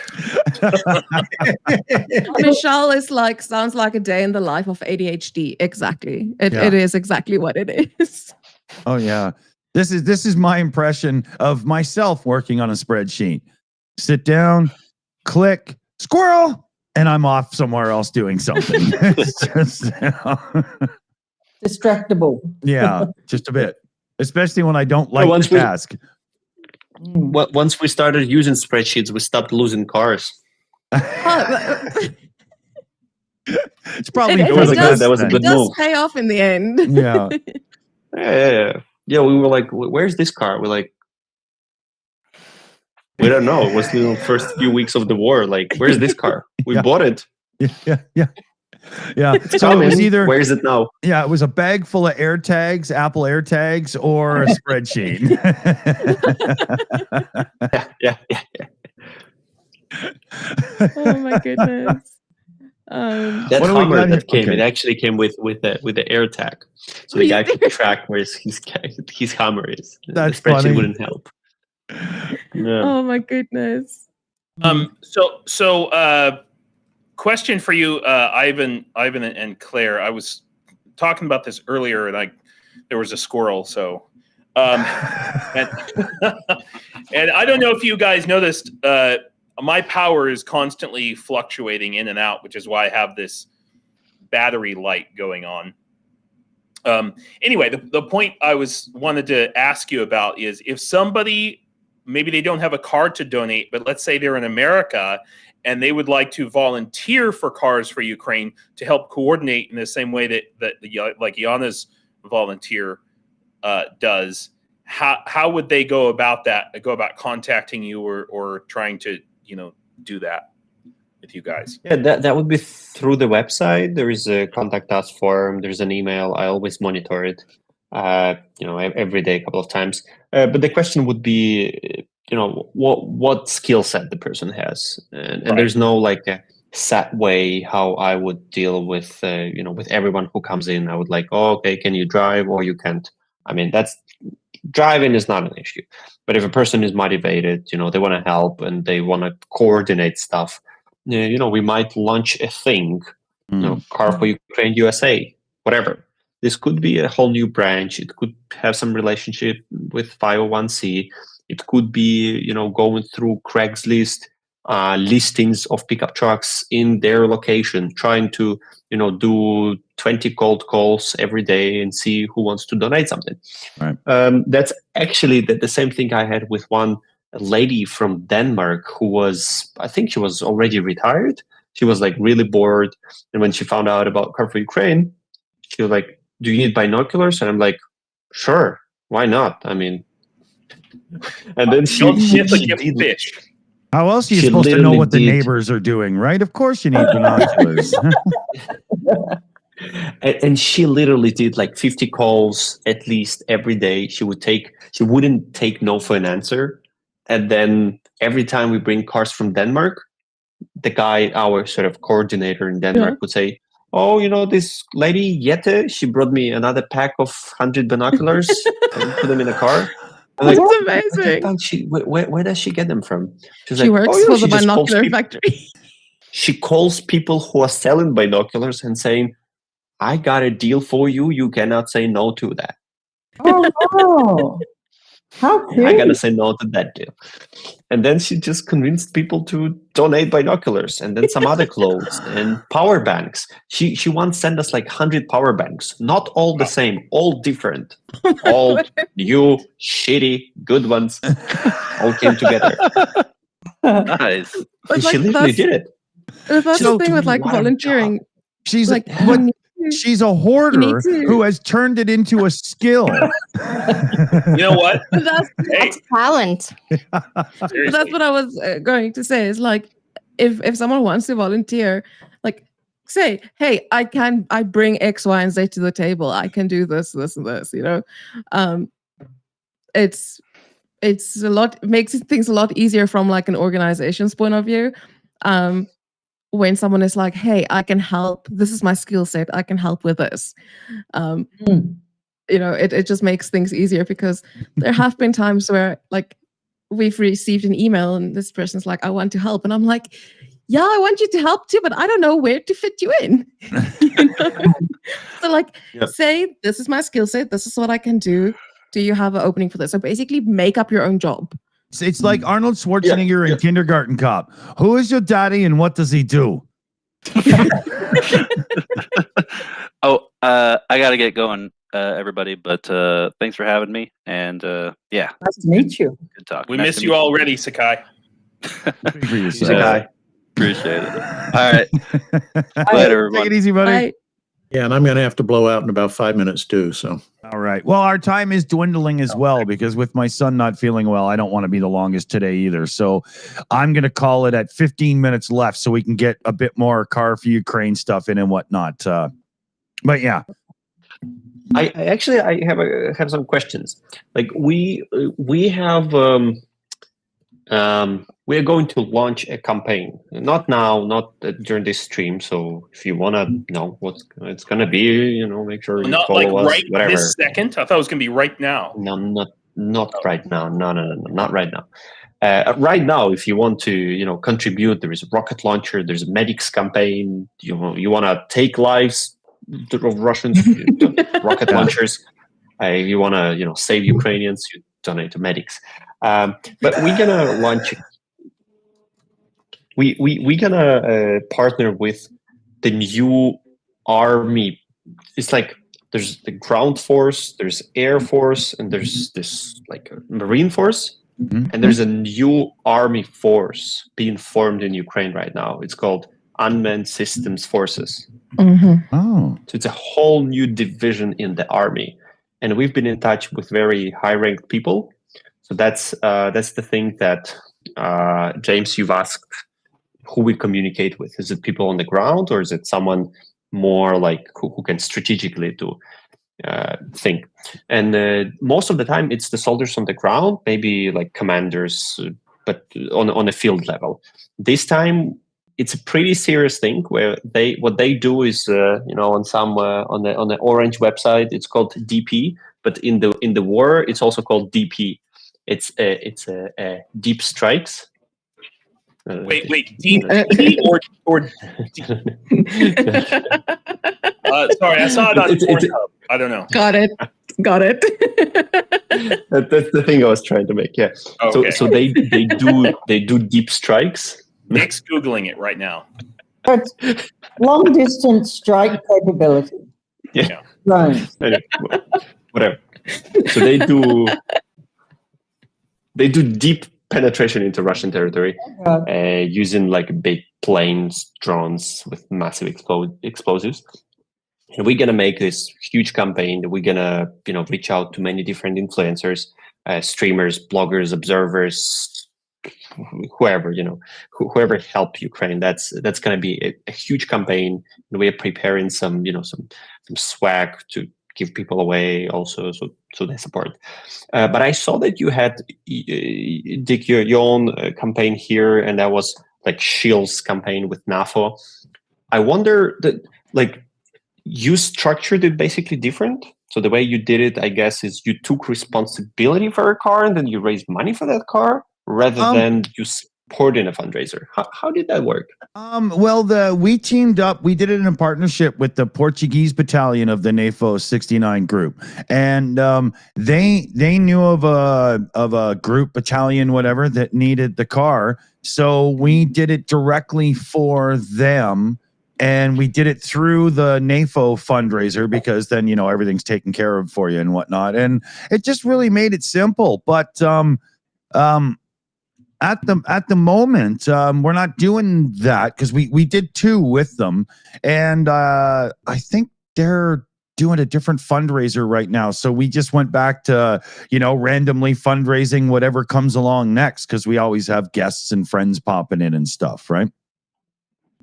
We have like the campaign we're gonna launch. It will be for about 10 vehicles. And that's about 100,000 euro. Okay. It's not going to be for your channel. It's going to be for like a massive community. Yeah. But I wonder what is the better strategy here? Is that just you tell your community like there's a fundraiser going on, or if within that fundraiser we create a Shills sub campaign? And we say if you manage to achieve a goal, we're gonna put a bunch of Shills logo on the car, whatever you want to write, Putin is a dick, whatever you say. Well, yeah. I truly believe that making it more personal to the channel and the viewers by making a sub part of your campaign be like the Shills are doing this truck or blah, blah, or whatever. I think that's more personal and it promotes more action from the viewers and stuff. I think that's the correct strategy. I truly do. And we've got, 2 years of experience fundraising right now. So as a YouTuber, I believe that's the correct strategy. Although what I'm saying might not carry over into other areas. It's just as a YouTuber, that identity, that make it personal really works. So to what extent is that possible? Like, how many cars would you be interested in? Well, the 2 we did through NAFO so far we thought, it might take like a month or something because we're not the biggest YouTube channel on the planet, and it did not take a month. It was much quicker than that. So, what I would say is, because you never know, it's getting close to the holiday seasons, summing up and stuff and whatnot. I would say what I would want to do is say, okay, let's do a truck. Okay, it's done. Number 2. Yeah, okay, and just keep going until the fundraiser's closed out, right? Right. That's how. Okay, that's a good feedback. Yeah. So would you be quite interested to do that then? Yeah, absolutely. Yeah, our viewers love this kind of stuff. This is right up our alley. So we'd do that for sure. That'd be great. You mean the deep strikes? Yeah, Commander. Into Russian territory. Gonna say, nice talking to you guys. I got to run. Okay, buddy. I know you later. You guys take care. Take care, Commander. See you soon. But yeah, the Shills channel will be in for sure. Absolutely. Thank you. Thank you for that. Yeah. Good. James, what are your thoughts on that sort of thing? You've got a channel. I do. I don't know what direction my channel is going right now because I've just started serving in the drone force that you spoke about earlier. So, but I do want to continue to talk to you guys, because some of the ideas that I put forth, and also, your communications with these drone units. I'm actually going into, probably going into R&D, because of my background and things, kind of on the technical side. So some of the things that you guys have been talking about with these other drone units are things that I've already proposed to my unit, things that we need to work on developing. And it's kind of the direction that I imagine that we're going to be headed.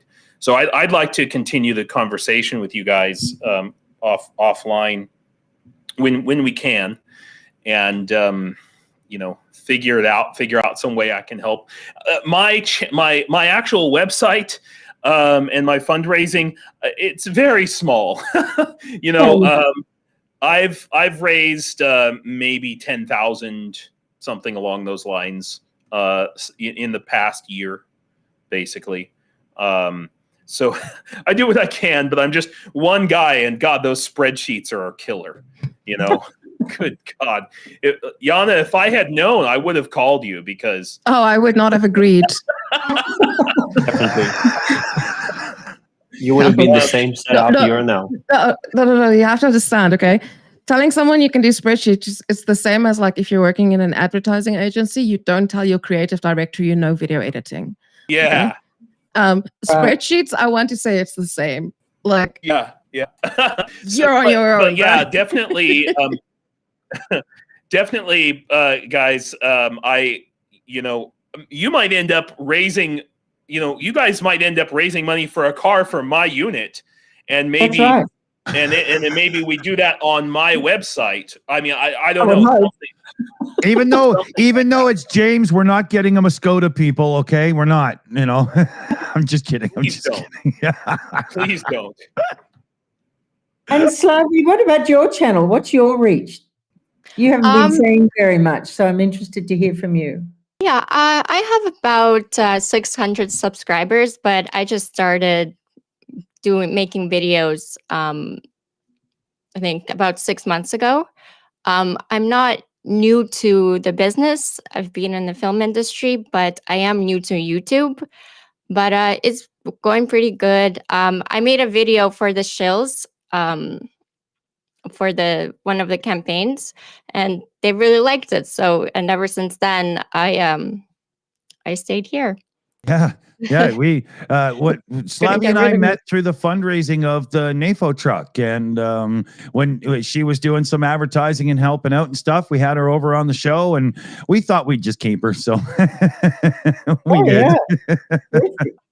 Yeah. I was wandering alone on the empty streets of YouTube. Needed some friends. Yeah. It's the whole thing actually about those joint campaigns. You create much more massive network when you unite with others, and then you can achieve a lot more. Totally. That's one of the things this channel's always been about, is just, making new friends, bringing them onto the different shows, hanging out. There's always been, when this channel first started, I was lucky enough to know some YouTubers that had 5,000-10,000 subscribers. So I got monetized, and I was at like 1,600 subs within 4 months. 3 months or something. It was ridiculous. So I've always tried to make sure, hey, you're a cool new person, get your ass over here, we'll get you some subs in and stuff, right? I've just always done that. Yeah, right. Nice of you. So the other question I have is about price. So we basically price each vehicle at about 10,000 euro. And do you think that your audience would find that a reasonable price? NAFO trucks are 18,000 euro. I'm not sure exactly all what goes into them or anything, but at 10,000, I was just talking in our live chat, and everybody's all excited to get in on this. And at 10K versus 18K, well, we're just going to be that much more effective then, aren't we? They're all equipped in NAFO trucks. Yeah, they're quite dialed in. So I'm not saying they're not worth it. I'm just, the difference in price, it's just going to be that easier, right? I think it's more about the British market myself, but it's also probably about the work's being done in Ukraine, and Ukraine's economy is such that workmen are cheaper in Ukraine probably than Europe. Yeah. So there's a couple of factors pulling in there. Definitely. And there's no competitive thinking in this conversation, because everybody loves and appreciates NAFO and all their efforts. So nobody's doing that. Don't you dare take that from us. There's room in the pond here. Exactly. Okay? Yeah. What was that you said, James? I said there's plenty of room in the pond. Yes, exactly. And it's all about Ukraine, isn't it? That's right. Right. It's all about the soldiers, surely. Yeah. So let's see here. Okay. I really like about the NAFO trucks is there's incentives, and they're really, really cool. You guys touched on it, but I think the audience gets really excited about they'll get the patches, or just depending on how much you want to donate. So that stuff like really gets the crowd going. Speaking of which, if we're going to be doing this with yous, we will put a page on our website, theshills.org, and we'll have like a donor wall so everybody gets their big shout out that everybody gets to see and stuff, right? We'll do it that way, you know. That's The great. reason the platform we use is a donor box. And Oh, they okay. give embedded. I can just donation whoever forms, yeah. does the website. Yeah, just I'll give me give the embedded. please. Yeah. Embedded. Yeah, it's just embedded piece Yeah. of a donor wall or the progress bar. Yeah. So people can see the comments, people can see the progress, they can see the story, and it's Yeah. all embedded. So we create a Perfect. page, I send it to you, and you put it anywhere you want. Yeah, between Dunk and I think we know enough to figure it out. I hate website stuff, but you know, we got it to happen. Yep. Well, he did. I shouldn't be taking any credit on that because all I did was get drunk in a video chat like this as he built it. So Good on you. yeah. Well, he wouldn't have done it. That's delegation. Yeah, well, Dunk has an Emmy Award as a visual effects artist. He's been in Hollywood productions for years and years, and he's just got beautiful visual taste. So why in hell would I do it when I've got somebody like that on the team, right? You know, it's a man's got to know his limitations, right? Exactly. Boundaries, of course. Oh my gosh. Liam Wakefield just said, I will buy a wheel nut with Mr. Dawson's face on it. A dick nut, if you will. That's genius. That's Okay. fucking genius. Right there. We'll get some custom hubcaps made for special donation amounts or something, right? That's what we'll do. Yeah. All we need is somebody to print a vinyl that can go on a hubcap, right? Yeah. That'd be so fucking funny, man. See my melon spinning around as the tires start spinning. With a big shit-eating grin on your face. Yeah, totally. Yeah. Yeah. And right underneath a cartoon talk bubble. I'm coming for you, Pootler, you know, or some shit like that, right? Oh, I'm gonna giggle all day now. That's funny. There was a Darren Vaughn super chat here. True confessions. I'm sleeping with Jana. Oh Jesus. Oh. And then Darren Vaughn had another one here. What the hell, James? Turn off the French fry light. I think you're just a little washed out, is what he means. Yeah, no, I mean, it's a good opportunity. You know, I'm not really doing a lot of fundraisers right now because I don't know what my situation is going to be in the armed forces. But I am doing a fundraiser to get a proper battery backup system for my family here, which is why I have the French fry light on, because this is the only light that's on in my house right now. I have no power. I have a big ass freaking truck battery upstairs that's powering my internet, my computer, and this light that I have over here. I thought I saw your lights go off just as we went live for a second there. It's off and on, and it's just craziness here. So worst disco ever. Why is it a French fry light? What am I missing here? I don't get it. Okay, what's for the French fry? It's this thing. Oh, hold on a second here. We're asking about why it's called a French fry light. Yeah. Oh, because if you work in like McDonald's or whatever, they'll have this light that keeps the French fries warm. Oh. Yeah. Yeah, that like how Trump got his tan. Yeah. Yeah. They fried them in McDonald's. If only they had. Oh. Yeah, so we've raised about $200 now to buy an inverter for my family here. Yeah. Because when I go to the, like, we have this battery and it's enough to power like one computer, so that my wife can do she has a remote job that she works, so we can do that. But to power like the whole house when the power goes out, you know, we got nothing. And so I'm if people want to help out with that, there's a link on my website, whyukraine.com. Car4ukraine.com. Check it out, people. Good. We'll get a link in the chat here too. Darren, keep in your pants, dude. Darren's super chat. She's hot in that hat. It's a good hat. You know, maybe Dick, maybe you need to do like get some merch, like maybe a Jana body pillow for Darren. Think about it. It's for Ukraine. I mean, That's right. as long That's as right. the money comes to PK, We all got I to make guess. sacrifices, Jana. Okay. Coming soon. JanaForUkraine.com. Oh my goodness. Yeah. Oh man. Well, we're at my limit here because my son's going to start giving me heck if we go any longer. Now I got to go and make more merch after. Okay. Jana merch. Yeah. So let's see here. Slavie, what do you think? Thoughts and ending musings? Yeah, it's been a very interesting live stream today. I learned a lot sitting here quietly, but I'm excited to see what we can all do and create for this cars. I would love to make a video for you guys. I make more documentary / news videos, but I can definitely pitch in and create something cool, like a promo video that we can send out to people. And yeah, I think Ukraine's gonna win, and Slava Ukraini.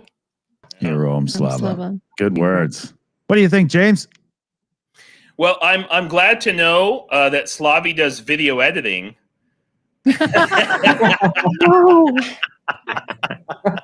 is just outsourcing everything here. He wants to I outsource know, his I know. spreadsheets and to do it. Is it to do it or delegate? James, our show is not a pool of volunteers, okay? No, it's just it's a shill for body pillows. That's what it is.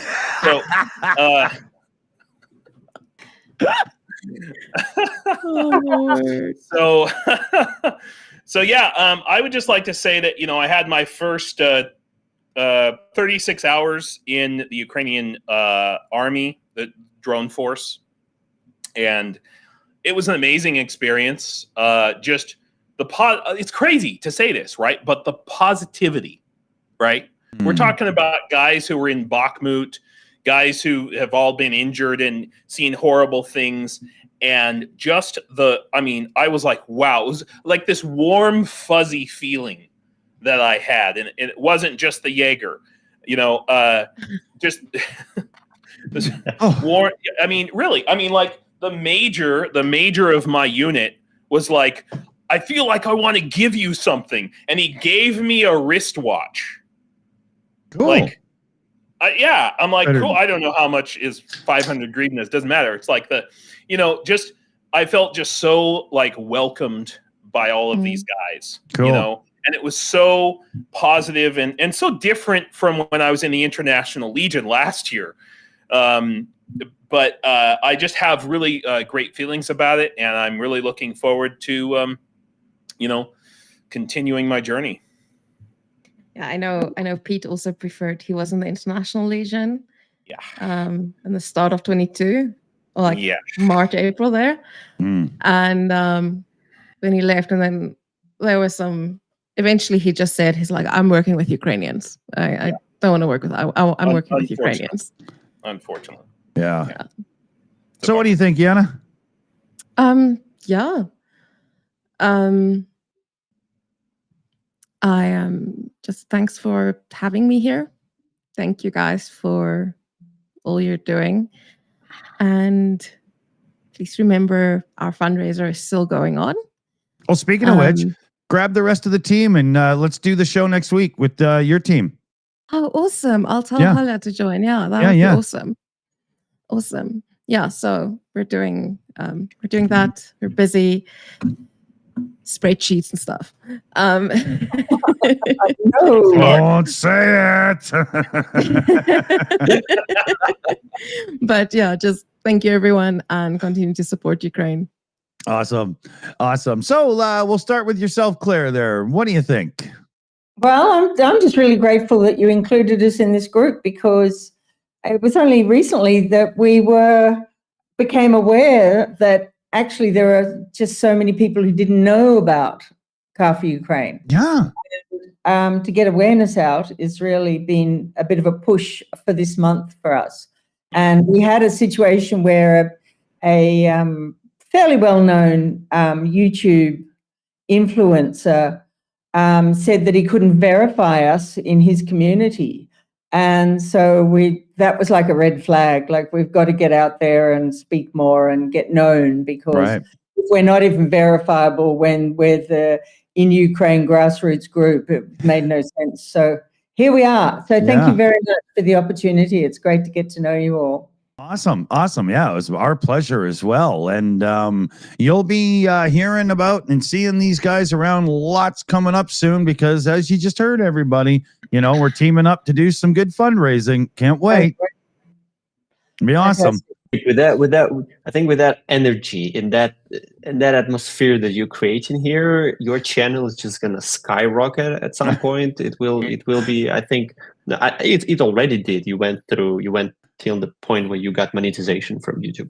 But it will be hundreds of thousands of people. And do you stream on Twitch or on some other nothing yet or on the YouTube? Nothing yet, but there is a thought of it, because we've got all the technology. Like I run my own server, so I have restream capabilities and all that stuff going on as well. So we're just thinking about it now, because we get a little sweary now and then, and we get demonetized now and then because we get a little bit adult, but we're just true to who we are. So YouTube's not liking us very much right now. So everybody listening, if you want to click that share button and give us a shout on social media, it would really help. But Ivan, what do you think there? I just want to say one thing, because chat is asking for PK patch raffles. We do have one going on at the moment. If you donate, if you check out our Twitter or our Facebook, if you check it out, we have one. It's the daughter of a guy who served with Pete.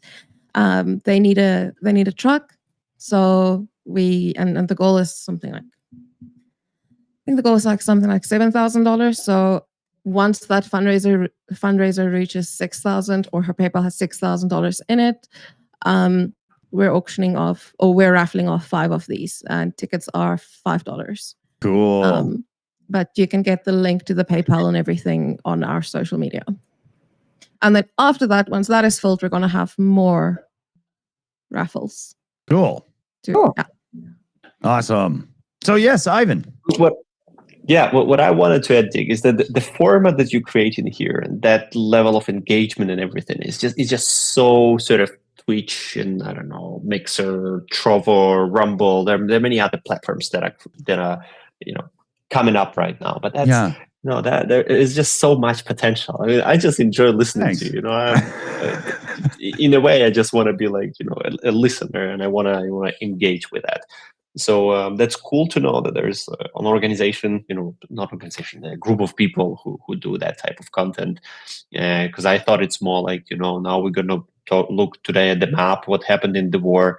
I can't do that. Totally I can't do that. It's I need to inject the entertainment and whatnot into it, right? I spent years as a musician working in the music industry, playing gigs and recording and stuff and whatnot. And that's just more me, for sure. There's a place for that kind of thing, but I think it's good to have variety. Yeah. For her, Claire, go ahead, sorry. I was just going to say, was it yesterday or the day before you did a stream and they talked about penises for 2 hours? See, and we just behave like him for 2 hours, so it's Wait, who did the stream? The penises did the stream, or I'm confused.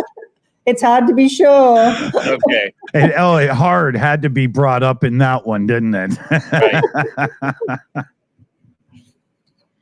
So let's see here. We've got to get ourselves wrapped up. Sorry, everybody. 1 second there. You don't want me coughing in your face. Good thing I have a mute button. We've got to thank our lovely, amazing team. We say it all the time, but we really mean it. When it comes to moderation and news sourcing and all the things that it takes to really make a YouTube channel run properly in the background, our team is the best, and we are literally the model that other people learn from. And like, I'm not kidding when I say that. We literally are. People learn from us all the time. Quite a few people. So huge thanks to our team. We got Shana running the account today. Big thanks. We got Chris Lundy, Liam Wakefield, Janine Terblanche, and Super Chat Matt, of course. So big shout, everybody. Thank you so much. And what do you say at the end of a show like that? That was awesome. Oh, what we do is Darren Vaughn's last Super Chat here. Awesome show. Good fun. Slavie, Ukraine. Heroam Slava. Heroam Slava. Good shout. And I just want to double check. There was Paul Gilbert did a direct tip for $6.66 that was for Car4ukraine. And I want to make sure I didn't miss anything else on the different services. It looks like we're caught up. On that note, fellow babies, I think we're out of here today. Thank you so much for joining us. Thanks to our guests, Ivan and Claire, who were absolutely amazing. Can't wait to work with you coming up. And keep Ukraine in your minds, your thoughts, and your words. Make sure you're spreading don't let other conflicts and other things in the news drown out the need for Ukraine's message and what's going on to be at the top. You're all doing amazing. Let's keep it up. Thanks for joining us, everybody. Take care out there. I'm glad we're ending because my French fries have been ready for a while. Well, it looks like you've been under the fry light, so you should be ready. James is cooked. We're out of here. Thanks, everybody. Take care. Bye.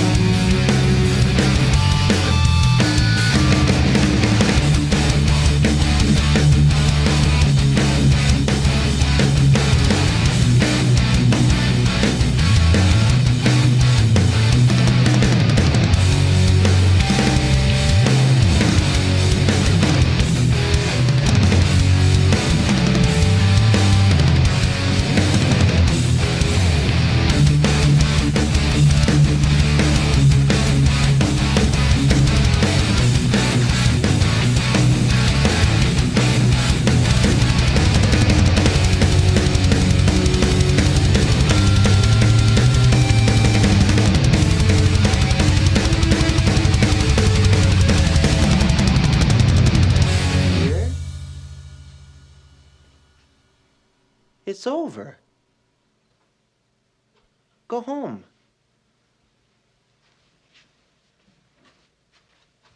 Go.